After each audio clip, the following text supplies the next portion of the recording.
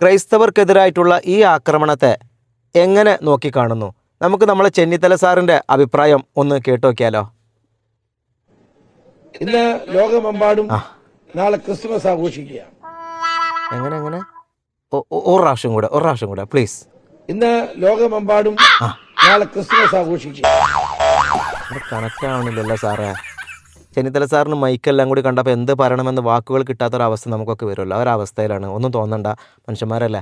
നമുക്ക് ചെന്നിത്തല സാറ് മാറിയെന്നേ കേട്ടു കേക്ക്. ചെന്നിത്തല സാറേ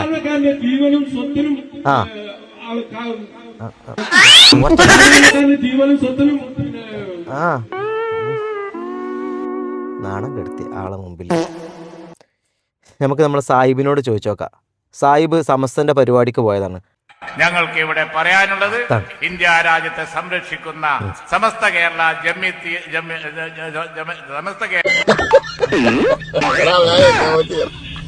അൻവർ സാഹിബേ, ഈ 3 പ്രസംഗം കേട്ടിട്ട് നിങ്ങൾക്ക് എന്താ തോന്നുന്നത്?